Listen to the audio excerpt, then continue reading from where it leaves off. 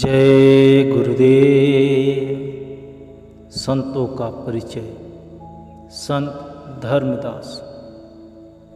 संत धर्मदास जी महाराज मध्य प्रदेश में बिंदगढ़ में एक धनी बनिया घराने में 1418 से 1443 के बीच पैदा हुए। ये बचपन में मूर्ति पूजा, गीता के स्वाध्याय आदि में लगे रहते थे। इनका जन्म का नाम जो माता पिता ने रखा था वह जूड़ासन था। ये ज़्यादातर कृष्ण के उपासक थे। इन्होंने श्री कृष्ण की बड़ी बड़ी मूर्तियाँ पूजा के लिए बनाकर रखी थी, मगर उनके साथ साथ ये शालिग्राम जी की भी उपासना करते थे। जो भी भाई बहन मूर्ति पूजा का कुछ अंदाज रखते हैं आज, उन्हें यह मालूम होगा कि जब मूर्तियाँ पूजा के लिए रखी जाती हैं तो कृष्ण जी महाराज की मूर्तियाँ बहुत बड़ी बड़ी होती हैं और शालिग्राम जी की मूर्ति बहुत छोटी होती है। एक दिन धर्मदास जी अपनी पूजा में लगे हुए थे तो अचानक कबीर साहब वहाँ प्रकट हुए और उन्होंने इनसे कहने लगे हुए कि धर्मदास जी, ये जो बड़ी बड़ी मूर्तियाँ हैं ये तो पंसेरियाँ हैं, जो ये छोटी छोटी मूर्तियाँ हैं ये टंकरियाँ हैं। यह सुनकर धर्मदास जी को बहुत गुस्सा आया, क्योंकि उस समय उनका इष्ट देव वह मूर्ति ही था। वे मूर्ति पूजा को अपनी पूजा का निर्माण का साधन समझते थे। कबीर साहब यह कर लोप हो गए। भाई, ये कभी बोलती भी हैं, कभी इन्होंने तुमसे सवाल जवाब किया है? धर्मदास जी ने सोचना शुरू किया कि ये जो कह रहे हैं वो सब ठीक तो कह ही रहे हैं, गलत तो ये कह नहीं रहे। मूर्ति ने मुझे आज तक कभी बात नहीं किया, कभी भी उन्होंने मेरे सवाल का जवाब नहीं दिया। मेरे दिल में संकल्प उठते हैं तरह तरह के, परंतु इन मूर्तियों ने कभी जवाब दिया ही नहीं। मैं अपनी ज़िंदगी का बहुत बड़ा हिस्सा इन्हीं के पूजन में व्यतीत करता हूँ। बात तो वे कबीर साहब कुछ गलत नहीं कह रहे हैं। अब कबीर साहब उनके दिमाग में एक बात डाल गए, एक बीज डाल गए विचार का, और वह बीज धीरे धीरे बढ़ना शुरू हुआ, अंकुरित हुआ। उनके दृढ़ निश्चय से उठाए गए कदम नित्य नियम के सुस्त पड़ने लगे और दृढ़ता से मूर्ति पूजा की राह पर चलने वाले मजबूत कदम डगमगाने शुरू हो गए। इसी असमंजस में कुछ दिन निकल गए।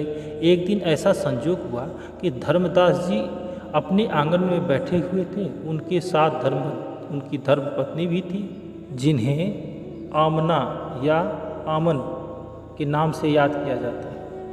एक बड़ी देग तैयार हो रही थी, क्योंकि वे भिक्षा बहुत देते थे, दान पुण्य बहुत करते थे, इनके पास धन बहुत था।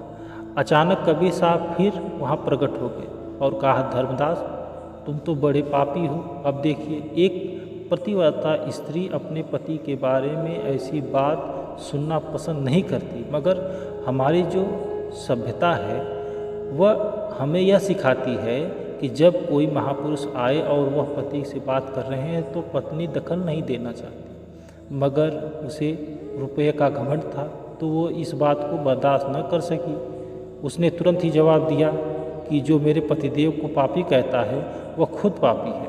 उस वक्त कबीर साहब ने यह कहा कि तुम जो यह लकड़ियाँ जला रही हो, इन्हें चीर कर देखो, इनमें कितने कीड़े मकोड़े को तुमने संहार कर दिया।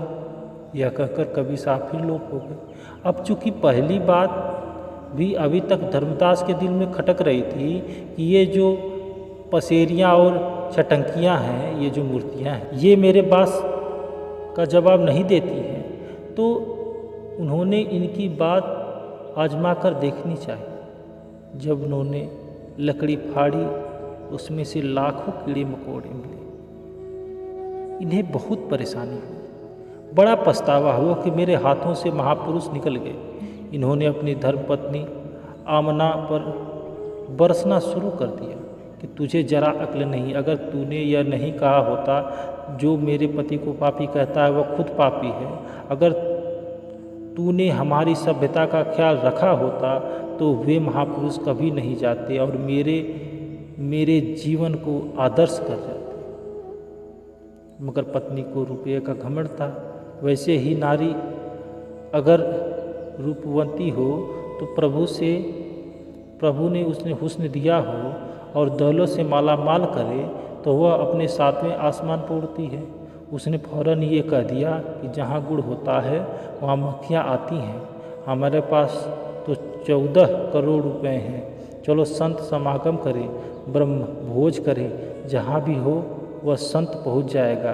कहा जाता है कि इन्हें 3 संत समागम किए, यज्ञ भी किए, जिनमें तमाम हिंदू भर के संत महात्मा शरीक हुए, मगर कबीर साहब नहीं गए। उन्होंने पहला समागम हरिद्वार में किया, फिर बाकी 2 जगह बड़े बड़े जगह यज्ञ किए। नतीजा यह हुआ कि इनके पास जो 14 करोड़ रुपया था वो सब खर्च हो गया। अब वे निर्धन हो गए। उनकी हालत वही हुई कि न खुदा ही मिला, न विशाले समन, न इधर के रहे न उधर के सम। न तो इन्हें वह महात्मा ही मिला जिनकी ये खोज कर रहे थे, और न वह संपत्ति जिसके बदौलत इन्होंने अपना मान सम्मान बढ़ाया था।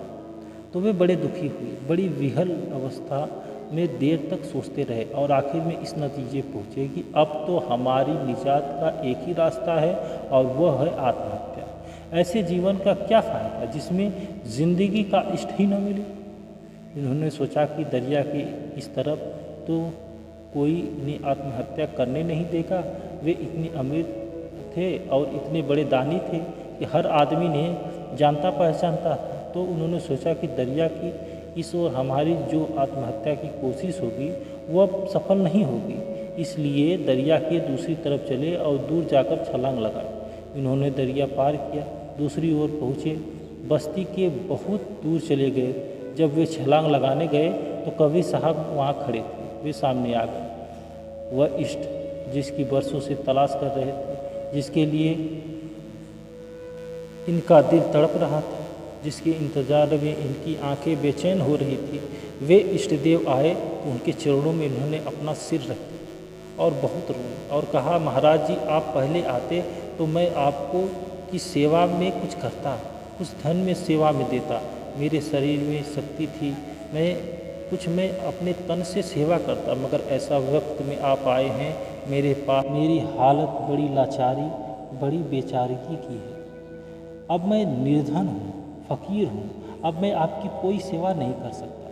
तो कबीर साहब ने मुस्कुराकर कहा, उस वक्त में आता तो तुम मुझे गुड़ पर मक्खियाँ आ गई। कबीर साहब ने इनके सिर पर जो हाथ रखा तो पहले ही दिन ज्योति और श्रुति के साथ सीधा जोड़ दिया। कबीर साहब की अपार दया, इनकी अपनी अथाह लगन से रूहानियत के जितने भी मुकाम थे इन्होंने जल्दी ही तय कर लिए। कबीर साहब की अनेक शिष्य हुए, मगर इन सब में श्रेष्ठ धर्मदास भी थे। जय गुरुदेव।